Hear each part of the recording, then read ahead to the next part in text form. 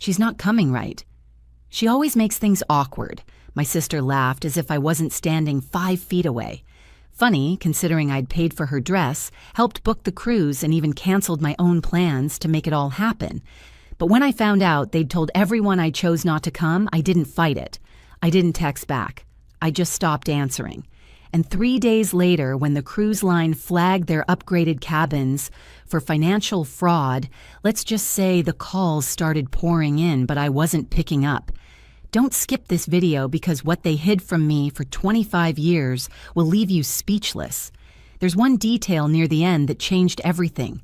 Trust me, you'll want to watch until the very last second. Growing up in Indianapolis, I used to believe that being dependable meant being loved. I was the older daughter, the planner, the helper, the one who stepped up without being asked.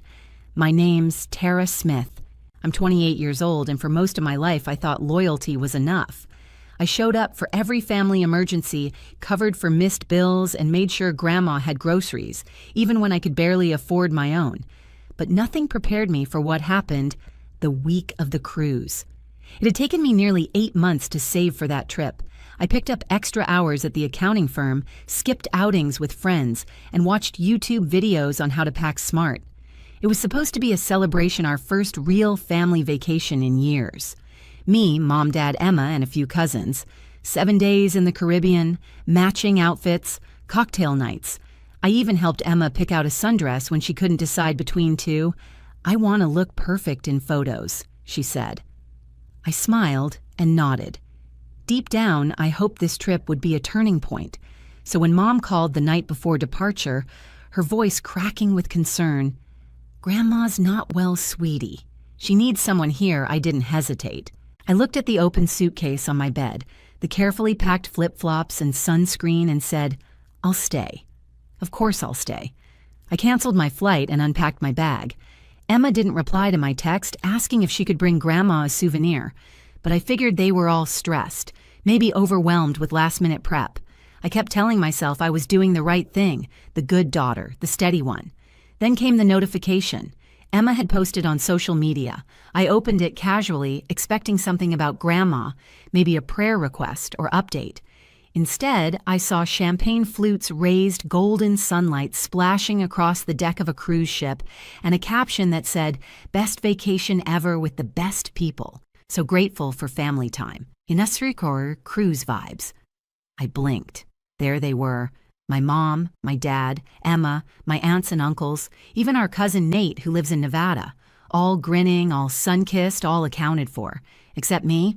I pulled over on the side of the road and stared at the photo, my hands shaking.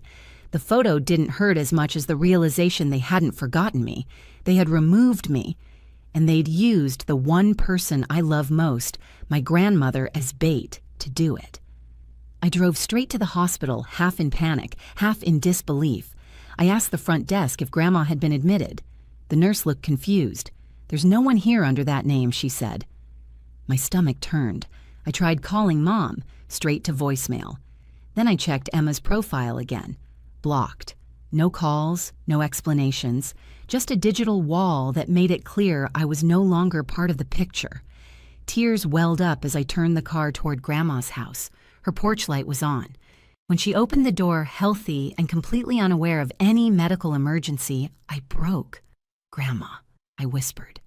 "They lied. They told me you were in the hospital."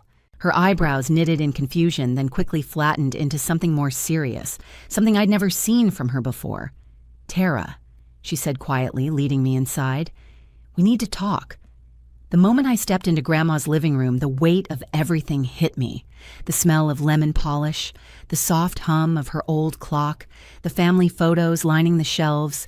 It all made me feel like a little girl again, looking for comfort in a world that never quite made room for me. I sat on the edge of the floral couch, still shaking.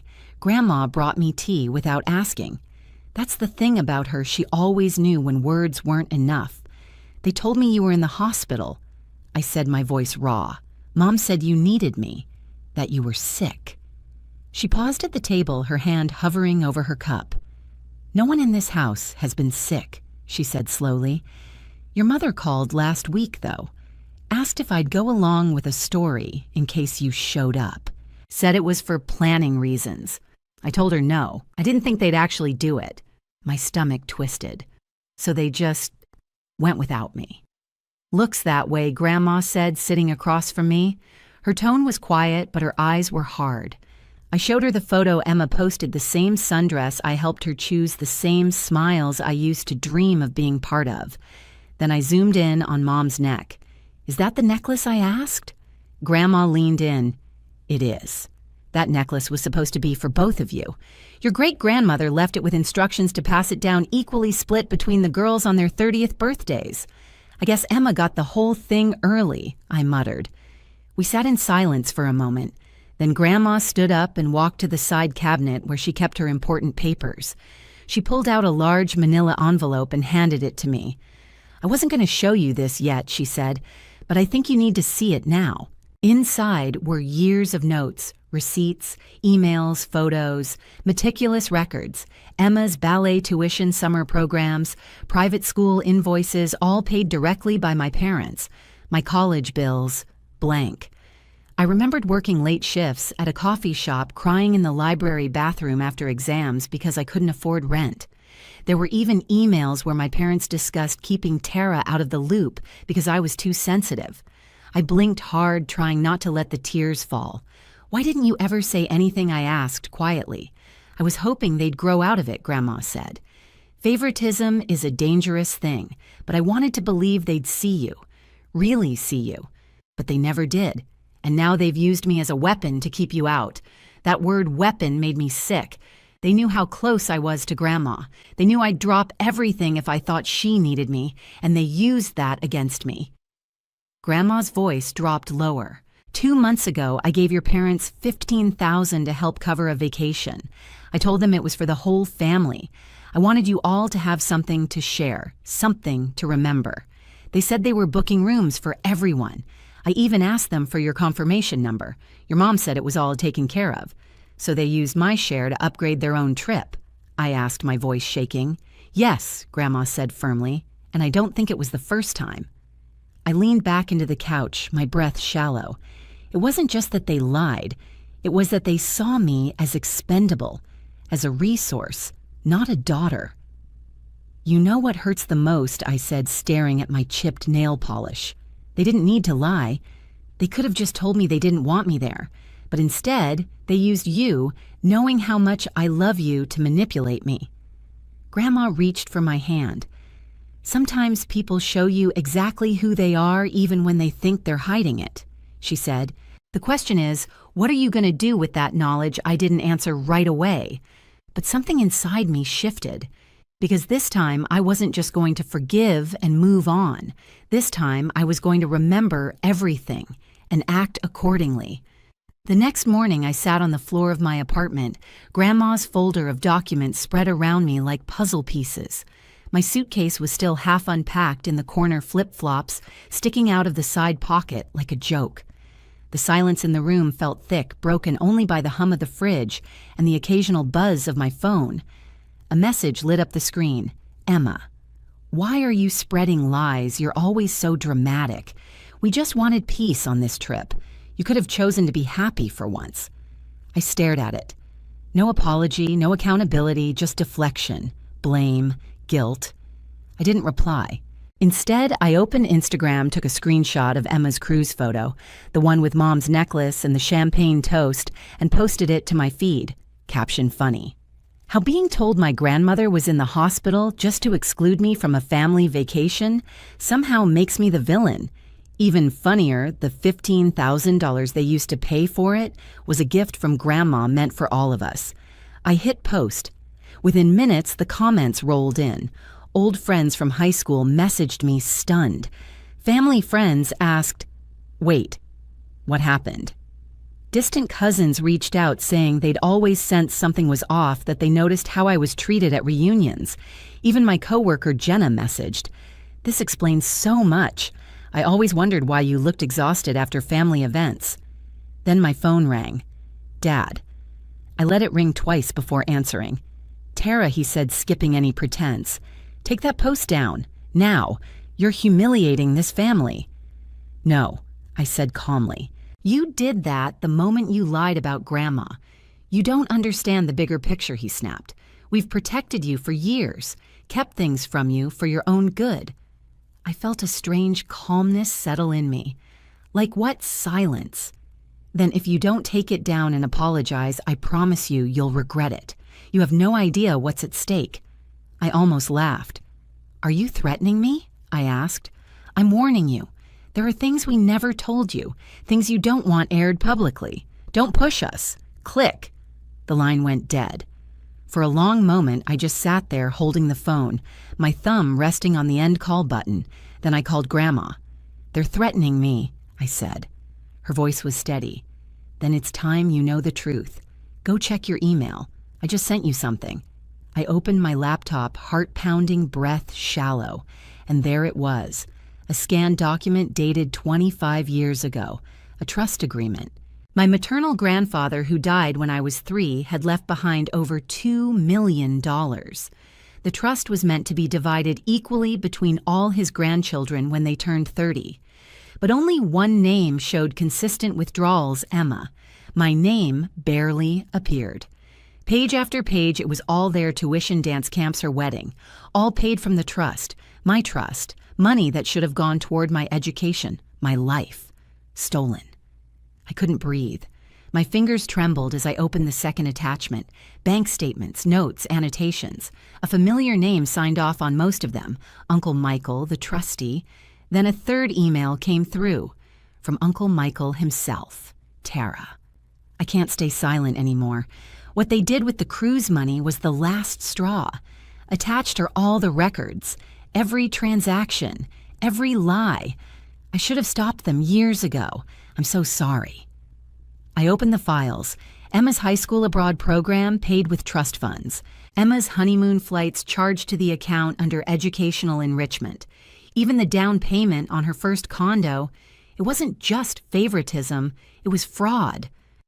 I stared at the screen, feeling something inside me shift from grief to grit. The betrayal had been layered, calculated, institutional. And now I had proof. And I wasn't going to stay quiet. The morning air felt colder than usual as I wrapped a blanket around myself and sat at my kitchen table staring at the storm of evidence Uncle Michael had sent.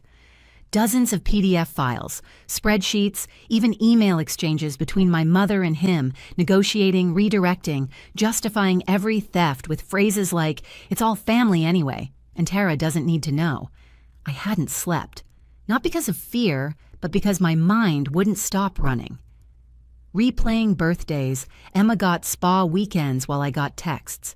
Remembering when I drove Grandma to urgent care at 3 a.m., while Emma posted selfies from music festivals. And still, I was the one they called dramatic, difficult, too sensitive. A ping broke my thoughts. Another text from Emma. Emma, I know what you're trying to do. You've always been jealous of me. But it's too late now. By the time you figure it all out, we'll be gone. And you'll have nothing. I stared at it. Read it twice. Not just cruel, desperate. I forwarded it to Uncle Michael. His reply came fast. She just confirmed everything. They're moving money out now, faster than I thought. He called me seconds later, his voice tight with worry. I found recent transfers to offshore accounts. Your parents are trying to liquidate what's left of your trust. Emma's been helping. They're setting up new accounts in her name under a shell company. Tara, they're planning to leave the country.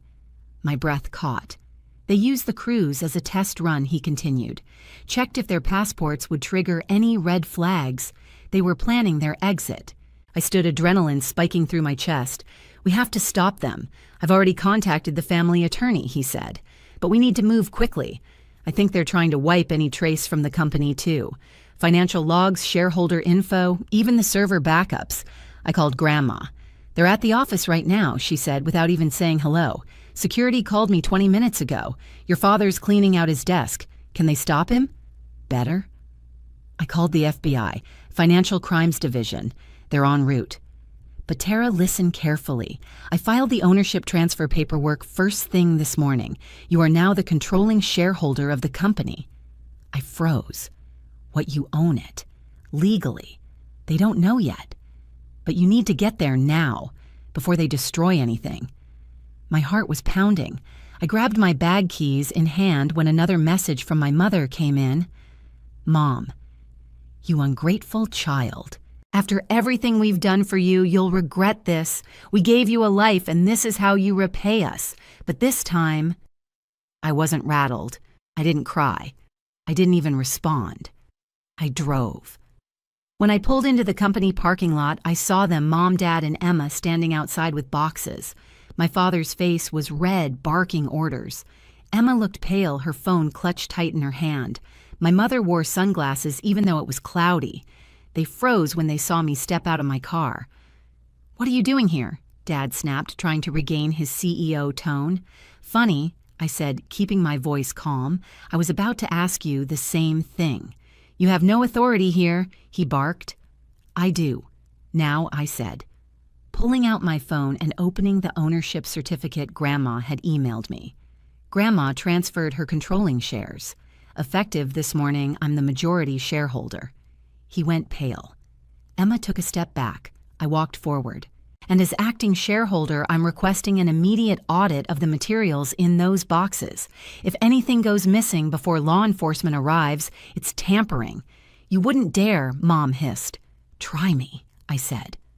Right then, red and blue lights splashed across the parking lot. Police cars pulled up, followed by 2 black SUVs with government plates. FBI agents stepped out. Behind them came Uncle Michael, and in the passenger seat of his car, Grandma. Emma's face crumpled. My father tried to speak to explain, but the agents approached calm but firm. I watched as they took the boxes asked for IDs and started reading Miranda rights, and still I said nothing, because the truth was speaking loud enough. 3 months later, fall settled over Indianapolis like a quiet apology. Leaves crunched underfoot as I walked through Grandma's backyard, coffee in hand, the same garden where we used to sit during summers and talk about nothing. Now we talked about everything. The investigation had moved quickly, faster than any of us expected. Thanks to Uncle Michael's full cooperation and the mountain of records Grandma had preserved over the years, the FBI filed charges within weeks: embezzlement, trust, fraud, tax, evasion, corporate theft. My parents were arrested. Emma, facing a possible indictment, cut a deal. She gave them everything Grandma said, sitting next to me, wrapped in her old flannel shawl. Emails, passwords, even the name of the shell account in the Caymans. She always liked quick exits. I replied, not bitter, just factual. Emma moved to Minnesota, took a job as a hotel receptionist. No trust fund, no family money. Her last message to me was a 4-paragraph apology, emotional, tearful, blaming our parents for most of it, asking for forgiveness. I didn't respond. Some wounds don't close just because the bleeding stops. Instead, I focused on what I could build. With Grandma's help and the legal authority of my newly inherited shares, I took over the family company. I didn't want power, I wanted accountability. I hired an external audit firm, fired the executives my father had installed, introduced employee oversight committees, rebuilt the financial systems, and created something my grandfather would have been proud of. We launched a scholarship program for employee children. I met with staff personally. Some of them told me with quiet embarrassment how they had always suspected things were off, but didn't know how deep it ran. "I just assumed you were the distant daughter," one woman admitted gently. "Turns out, you were the one holding the door open the whole time." I smiled even though the words hurt. That was the pattern, wasn't it? I kept showing up. They kept slamming the door, until finally I built my own house. Some nights I still get texts from extended family, confused, curious, occasionally accusatory. "You didn't have to go public. You should have kept it private. They're still your parents." But they don't understand. They weren't the ones who gave up birthdays, weekends, and summers trying to earn love that was never on offer. They weren't the ones who were told you're imagining it. They didn't sit in a hospital lobby waiting for a grandmother who was never sick. I did. I lived it. I survived it. And now I'm finally done explaining myself. Grandma turned to me as we sat under the changing trees. You know, she said, her voice soft, your grandfather always believed the truth would surface, no matter how long people tried to bury it. She looked at me, eyes crinkling. He would be proud of you. I nodded, the lump in my throat too big to speak around. I didn't want this, Grandma, I finally whispered. I just wanted to be included, to matter. And now you do, she said, to the people who matter back. I sipped my coffee, watching the wind scatter red and gold leaves across the lawn. Somewhere far away, my parents were awaiting trial. Emma was rebuilding her life in silence. And me, I wasn't angry anymore. I was free. The cruise they went on without me wasn't the dream they thought it was. It was the beginning of their unraveling and the beginning of my own peace. The company's annual board meeting was held in late November in a modest conference room downtown. No more flashy hotel ballrooms or wasteful catering contracts, just clean coffee folders with real numbers and people who actually cared about the work we were doing. I sat at the head of the table, not because I wanted the power, but because no one else could be trusted with it. Across from me sat a young woman named Kelsey, a junior analyst who had once worked directly under my father. I just wanted to say, she began nervously fiddling with her pen when I saw the emails, what he'd said about you. I felt sick. I didn't know you were the daughter he was talking about. I gave her a small, tired smile. It's okay. No, she said more firmly. It's not. He made you sound unstable, emotional, that you didn't understand the business, but the numbers told a different story. It wasn't the first time I'd heard it. My father had spent years undermining me in quiet ways, suggesting I couldn't handle pressure, subtly removing me from meetings, keeping my name off documents. He painted me as erratic even as I worked behind the scenes to keep things running. And now that he was gone, the truth had emerged like a cracked foundation finally exposed. After the meeting, I walked past his old office, now cleared out its walls bare. The desk he used to sit behind while dismissing my ideas now held a plaque that read, "Integrity first, always." Grandma had given it to me the week after the arrests. You need to put this somewhere visible, she'd said, so no one forgets how we got here. I never did. Later that evening, I returned to my apartment. I stood in the hallway for a moment, looking around. The same apartment I was in when Mom lied about Grandma being sick. The same walls that heard me cry the night I saw the cruise photo. But now everything felt different. The silence no longer carried shame, it carried clarity. I poured a glass of wine and sat down with Grandma's manila envelope one last time. Inside, near the bottom, was something I hadn't noticed before, a letter handwritten in ink starting to fade. Tara, if you're reading this, it means you've seen the truth. I'm sorry for every time I didn't stop them, for every holiday where you sat quietly and still weren't seen. But I want you to know I always saw you, every act of kindness, every time you showed up when no one else did. You were never invisible. You were indispensable. I hope someday you believe it too. Grandma. I closed the letter slowly, my chest tight. Sometimes the people who love us most aren't the loudest. They're the ones who leave proof behind when we need it most.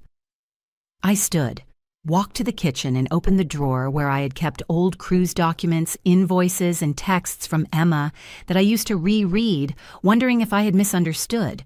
I threw them all out, because I didn't need reminders of who they were. I had finally figured out who I was. The fallout had been messy legal battles, family rifts, awkward silences at holidays, but it was also clarifying. I no longer bent myself into smaller shapes to fit places that were never made for me. And somewhere out there, my parents were finally facing consequences.